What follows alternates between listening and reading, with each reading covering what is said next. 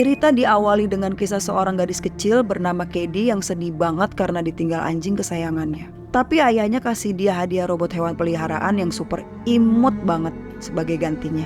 Robot peliharaan itu diklaim memiliki kepribadian, bisa menunjukkan reaksi saat majikannya memberikan instruksi, bisa bicara dan bahkan memotret. Suatu hari, sang anak diajak berlibur oleh ayah dan ibunya ke pegunungan. Tapi hari itu salju tebal banget, sampai menghalangi pandangan mobil dari arah kemudi. Tahu-tahu sebuah truk besar menghantam mobil mereka, guys. Adegan beralih ke perusahaan teknologi bernama Funky. Di tempat itu dikembangkan berbagai macam permainan masa depan, termasuk sebuah proyek rahasia berupa robot manusia yang sedang disusun Gemma dengan rekannya. Robot itu bisa menirukan berbagai raut emosi manusia. David, pemimpin mereka, memergoki proyek itu.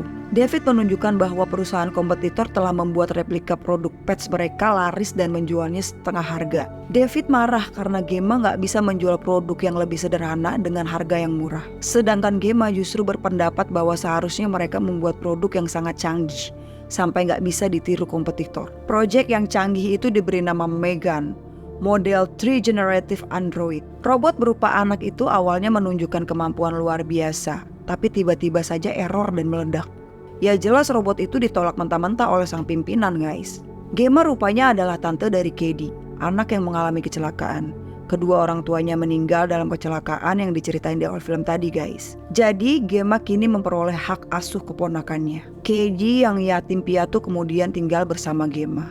Katie tertarik dengan beberapa mainan yang dibuat oleh perusahaan Gemma. Tapi Gemma nggak ngebolehin Katie main dengan koleksinya, guys. Suatu hari, psikolog bernama Lydia datang untuk memantau Gemma dan Katie. Lydia meminta mereka bermain bersama untuk melihat interaksi antar keduanya. Dengan terpaksa, Gemma harus merelakan koleksi mainannya yang sesungguhnya hanya dia pajang untuk dimainkan bersama Katie.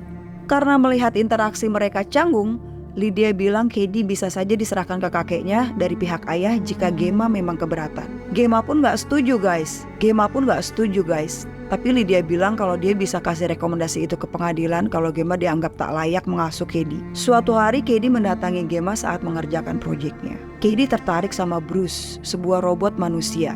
Gemma pun memperagakan kalau robot itu bisa melakukan berbagai hal, tapi tidak bisa dikembangkan karena biayanya yang terlalu mahal. Tapi Katie ini bilang kalau dia punya mainan seperti Bruce, dia nggak bakal butuh mainan apapun lagi. Seakan mendapat ide besar, Gemma pun semangat untuk mengerjakan proyek robot manusia ini. Dia pun semangat kerjain robot Megan lagi, guys. Setelah proyeknya sempurna, Gemma mengenalkan Katie pada Megan. Megan ini bukan hanya memiliki tampilan persis seperti manusia, tetapi juga bisa berinteraksi layaknya manusia, guys. Megan bahkan bisa menggambar dan bermain bersama, memberikan saran, memberikan peringatan, dan menunjukkan berbagai kecerdasan lainnya, guys. Melihat kecerdasan dan kecanggihan Megan, bos Gemma pun takjub dan langsung ingin mempresentasikan Megan kepada para investor dan dunia. Namun rekan Gemma, Tess, mulai khawatir dengan keterlibatan Megan yang kelewat jauh dalam hidup si anak. Karena Megan sesungguhnya dibuat untuk membantu orang tua dan bukan sepenuhnya menggantikan orang tua.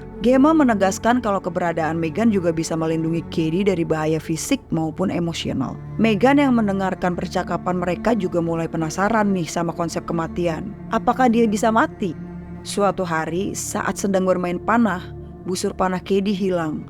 Dan ternyata ada di dekat lubang pagar tetangga. Tapi saat Megan mau mengambil mainannya, tangannya diserang oleh anjing tetangga. Katie berusaha membantu Megan, tapi justru dia diserang oleh anjing yang bernama Dewey itu, guys. Dan kejadian itu bikin Gemma cekcok dengan tetangganya, guys. Apalagi Katie terluka dan infeksi. Katie sampai panas dan lemas karena gigitan Dewey, guys. Namun diam-diam rupanya Megan ini berusaha balas dendam. Pada malam hari dia menyerang Dewey, dan Dewey dinyatakan hilang. Keesokan harinya adalah hari di mana Gemma harus presentasi nih ke calon investor. Meskipun sakit, Katie tetap harus berusaha datang untuk membantu memperagakan Megan. Di sini semua investor dibuat takjub, guys, dengan penampilan Megan. Dan mereka meminta Megan diproduksi secepatnya sebelum ada yang mencurinya. Tepat seperti dugaan, diam-diam seorang pegawai mencuri data Megan. Suatu hari Gemma mengikut sertakan Katie dalam sebuah camp. Ini semua atas dasar rekomendasi psikolog yang menyatakan bahwa Katie membutuhkan interaksi dengan anak-anak seumurnya. Di camp itu ada seorang anak laki-laki yang terus mengganggunya. Megan yang tahu jelas nggak tinggal diam. Dia langsung menyerang si anak laki-laki hingga telinganya terkoyak, guys. Anak itu lari kenceng, guys. Namun Megan terus mengejar hingga sang anak terperosok dan jatuh ke jalanan tepat saat mobil melintas. Dan anak laki-laki itu pun langsung tewas di tempat. Kejadian itu benar-benar bikin mereka syok, apalagi polisi juga datang untuk meminta mereka menjadi saksi atas kematian anak itu. Tetangga yang masih penasaran akan menghilangnya anjingnya itu kepo nih sama kedatangan polisi guys. Dia terus menuduh bahwa Gemma yang menyebabkan anjingnya hilang. Megan yang tak terima malamnya menyerang si tetangga. Keesokan harinya, polisi pun datang lagi ke rumah Gemma, meminta keterangan atas dugaan pembunuhan pada tetangganya. Polisi jelas curiga sama mereka guys, karena dalam seminggu itu ada 2 kematian di mana Gemma berada di dekat lokasi. Gemma udah mulai curiga nih sama Megan. Malamnya Gemma ngecek nih data rekaman memori Megan. Tapi data-data itu error guys. Tahu-tahu Megan udah ada di depannya guys. Megan bahkan bisa membaca pikiran Gemma dan tahu kalau Gemma sudah gugup dan sedang mencari tahu tentang histori Megan. Gemma semakin ketakutan dengan ciptaannya itu. Dia meminta Megan melihat pulpen dan secara cepat langsung mematikan sistem di lehernya. Gemma pun langsung membungkus Megan guys. Katie marah dan gak terima, tapi Gemma gak peduli lagi nih. Katie bahkan menendang Gemma saking tak terima temannya dimatikan. Rekan setim Gemma tak percaya bahwa Megan bisa menyerang atau bahkan membunuh. Apalagi Megan harus diluncurkan dalam 4 jam lagi guys. Katie mulai berulah. Dia gak terima jika Megan harus dimatikan. Psikolog pun gak bisa lagi menghentikan dia. Sementara itu berita tentang Megan sudah menjadi headline. Anak-anak menunggu diluncurkannya robot seharga $10.000 itu guys. Media juga menampilkan profil Katie yang menceritakan betapa Megan menjadi sahabat yang cerdas dan sangat memahami perasaannya. Katie yang masih marah terus berulah dan berteriak. Dia bahkan memukul Gemma guys. Katie merasa bersalah dan meminta maaf. Dia mohon-mohon banget supaya diizinkan ketemu Megan meskipun cuma 10 menit aja. Gemma bilang kalau Megan hanya jadi pengalih perhatian dan tak akan pernah benar-benar memahami kesedihannya yang kehilangan orang tua. Megan ternyata semakin cerdas guys. Dia bisa memasukkan suara tes dan menelpon Gemma melalui sistem, seolah setuju akan menghentikan proyek Megan. Tes yang tak merasa melakukan panggilan dengan Gemma pun bingung dengan riwayat panggilan di handphonenya. Tes langsung memeriksa sistem Megan melalui komputer, tapi komputer mati seketika guys. Mereka pun sadar kalau ini ulah Megan. Cole pun melepas seluruh kabel yang masih tertancap di Megan untuk mematikan sistemnya. Tapi mereka tertipu guys. Megan justru terbangun dan berusaha membunuh Cole. Tapi untungnya tes berhasil melepaskan tali yang menggantung di leher Cole. Megan juga meledakkan sebagian isi ruangan dan kabur dari ruangan guys. David menelpon marah-marah karena boneka gak ada di lokasi peluncuran. Megan tahu-tahu muncul di depan David, menari-nari lalu mengambil pedang, mengejar David dan menusuknya guys. Kurt, sang pencuri data yang menyaksikan pembunuhan itu dari lift juga kena sasaran. Dia juga dibunuh oleh Megan. Gedung kantor yang diisi oleh anak-anak dan pers jadi gaduh karena kedua mayat yang ada di lift. Megan kabur, mengendarai mobil menuju rumah Gemma. Megan mengejutkan Gemma di rumah. Dia tak terima sistemnya akan dimatikan.